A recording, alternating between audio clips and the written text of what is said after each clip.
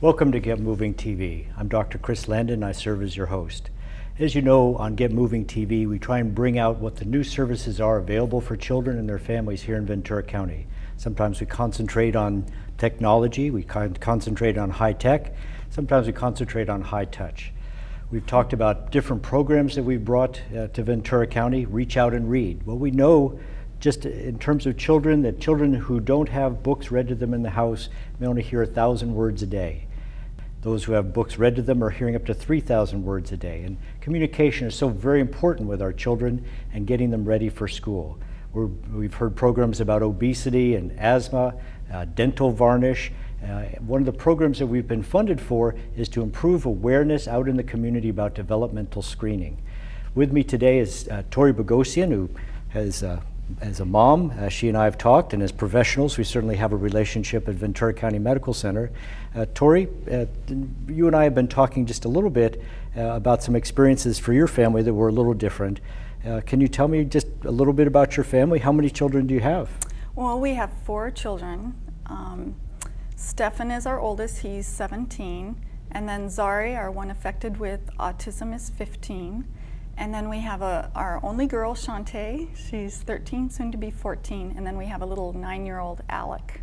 So we've got a full house. Wow. Well, I have one, and she was a full house all on her own there. Girls can be that way. Well, we were talking just a little bit about how things were different 13 years ago. The diagnosis of autism, and certainly autism is a wide spectrum of things. We've become much more aware nowadays. Tell me just a little bit about your experience as a mom. Tell me what you want the public to know about autism itself too. Well, I think initially I was relieved. He's our second born, and he was such an easy baby. So initially we were just so excited having 2 boys, just 2.5 years apart. I was very happy that he just seemed to be content very easily, and not much trouble at all. I remember he was at maybe 8 months old and would sit and just want to rock for hours, or that he would sit in his little walker and watch full-length videos, and actually, if you stood in front of him, try to get you to move or get very upset that he couldn't see it. So I think initially we were elated that we had an easy baby, but little did I know that that was probably a warning sign. Well, it sounds like you were doing that perfect job of timing your children 2 years apart. And no, we weren't trying but it worked that way. But just when did you start bringing concerns to your pediatrician? Because you're a professional, you're very well spoken, and yet in that limited amount of time, sometimes we feel rushed as pediatricians. I've got so much information to give you. We have so many vaccines to give, and the information about nutrition, and stopping watching so much TV. So tell me a little bit about how you guys communicated, and at what point you really were able to get your feelings as a mother across. Well, by 8 months, I started thinking that he's almost too easy. That if I would walk into the room, the other kids would be excited and want to come to me almost like puppies and almost dance to me. But he would be just really content to sit there and not hardly acknowledge that I was in the room. So I would get down in his face and talk to him and coo and at least get my side of the story of hello. But I think I really started getting concerned about at 12 months, when language wasn't developing and he started to learn to walk. He never crawled. He had a very forward strike, and when he fell, instead of like my other children kind of dumping it on their diaper to stop to walk, he actually fell forward. And I thought, that's not normal. Another thing I noticed, when going downstairs, he would try to go like face first downstairs, and I'd have to stop him. And there's no fear and no real depth perception. He would just try to go straight forward. So when I would bring these concerns to the pediatrician, she'd go, "Oh, Tori, you're too worried. He's within the normal range. It's normal not to maybe be saying, too many words at 12 months," and kind of tried to calm my concerns.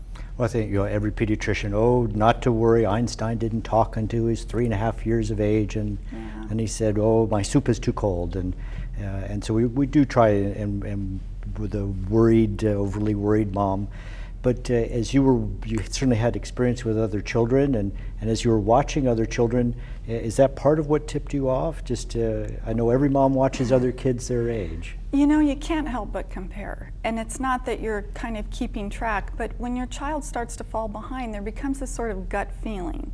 And while you can't articulate what's exactly different, like he would sit and play with his brother, but he would play with his own thing, not with his brother. They were in the same room, sitting down, and Stefan would try to engage him. He would glance or something, but he would never really reciprocate.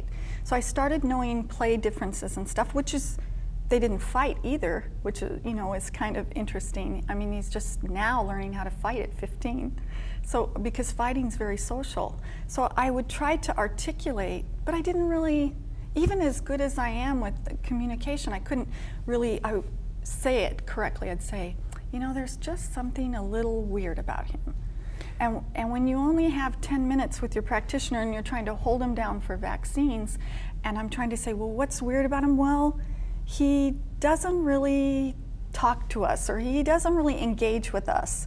And later I understood that he's parallel playing, that he's sitting there doing his own thing with his brother. However, they're not really engaging. He's not really acting out. He's manipulating for his own interest, but he isn't fighting, he isn't participating with his brother.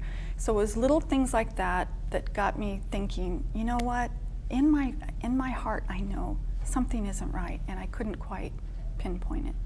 I know this is a struggle because, of course, we want to get services and want to get services as early as possible. 13 years ago, certainly as a pediatrician, boy, we couldn't make that diagnosis until age 3. And so tell me just a little bit about how that progressed for you. And well, certainly by age 24 months, I think he said his first word, and it was book. And George and I were laughing that it wasn't mama, it wasn't daddy. We didn't have to say, ha ha, you learned mama first.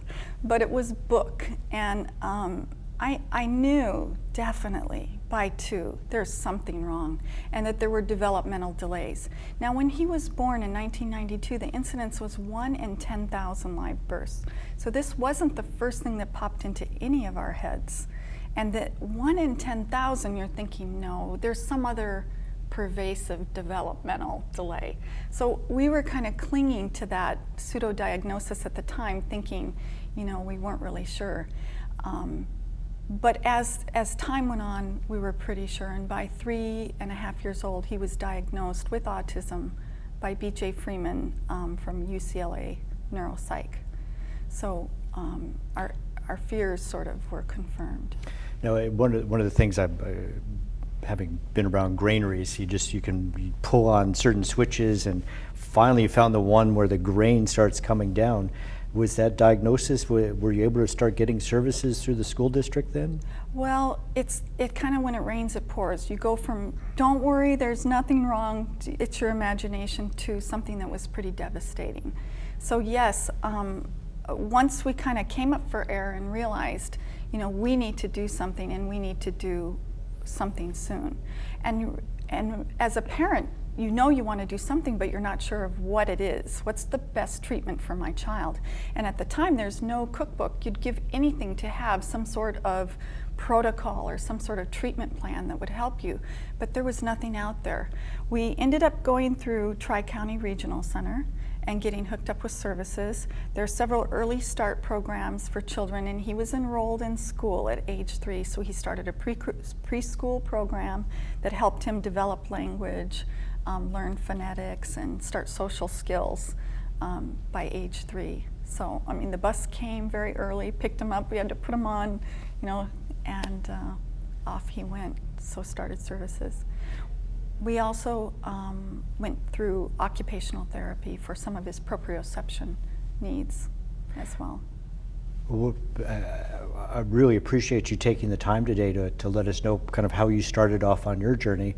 I'd like to come back a little later to how it affected your family, and so maybe some of the aha experiences that came to you as a mother of a child like this. I know he's very much a part of your family, and Yes, I definitely. really want to come back to that. But Okay. thank you so much for joining us today. Thank you for inviting me.